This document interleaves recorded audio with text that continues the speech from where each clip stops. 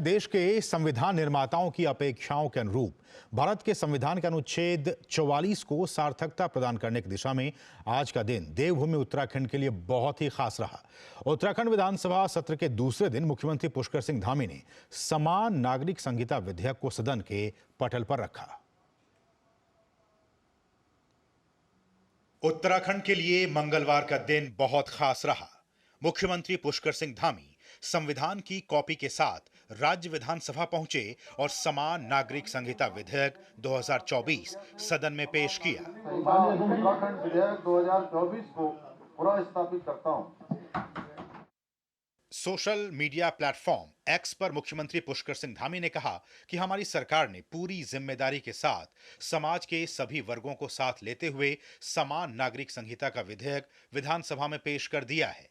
देवभूमि के लिए वो ऐतिहासिक क्षण निकट है जब उत्तराखंड आदरणीय प्रधानमंत्री नरेंद्र मोदी जी के विजन एक भारत श्रेष्ठ भारत का मजबूत आधार स्तंभ बनेगा।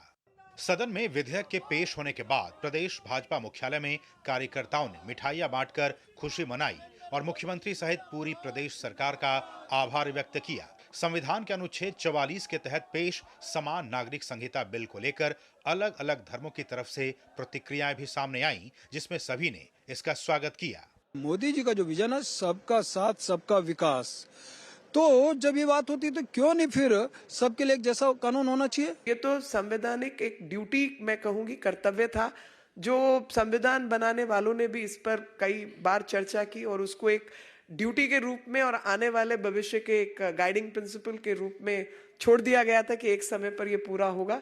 तो ये अपने पूर्वजों का वायदा पूरा करने का काम जो प्रधानमंत्री जी के नेतृत्व में हमारी सरकार और पार्टी के लोग और धामी जी ये सब लोग कर रहे हैं, मैं इनका स्वागत करती हूँ। जो कानून आपके लिए है वही मेरे लिए है, वही इनके लिए है। तो देश के हित में, प्रदेश के हितों में और खासकर देश हित में यूसीसी बहुत जरूरी है। बहुत लंबे समय से पूरे भारतवर्ष में इस यूनिफॉर्म सिविल कोड की प्रतीक्षा की जा रही थी और ये बड़े सौभाग्य की बात है उत्तराखंड के लिए कि देवभूमि उत्तराखंड से ही इसकी पहल हुई है।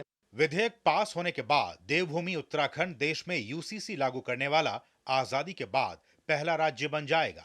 समान नागरिक संहिता लागू करने के लिए मुख्यमंत्री पुष्कर सिंह धामी ने 27 मई 2022 को जस्टिस रंजना प्रकाश देसाई सेवानिवृत्त की अध्यक्षता में 5 सदस्यीय विशेषज्ञ समिति गठित की थी। कमेटी को समान नागरिक संहिता पर ऑनलाइन और ऑफलाइन दोनों तरीकों से करीब 20 लाख सुझाव मिले। इनमें से कमेटी ने लगभग 2.5 लाख लोगों से सीधे मिलकर इस मुद्दे पर उनकी राय जानी। आपको बताते चलें कि समान नागरिक संहिता का मतलब है कि पूरे देश के लिए एक समान कानून के साथ ही सभी धार्मिक समुदायों के लिए विवाह, तलाक, विरासत, गोद लेने के नियम एक ही होंगे। संविधान के अनुच्छेद 44 में सभी नागरिकों के लिए समान कानून लागू करने की बात कही गई है।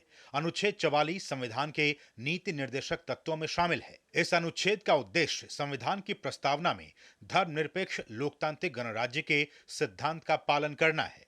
आपको बता दें कि भारत में सभी नागरिकों के लिए एक समान आपराधिक संहिता तो है, लेकिन समान नागरिक कानून नहीं है। समान नागरिक संहिता के लागू होने के बाद जहां बहुविवाह पर रोक लगेगी, वहीं कानून बनने के बाद सभी धर्मों की लड़कियों की शादी की कानूनी उम्र 21 साल भी तय हो जाएगी। इसके साथ ही लिव इन रिलेशनशिप में रहने वालों के लिए रजिस्ट्रेशन कराना जरूरी होगा।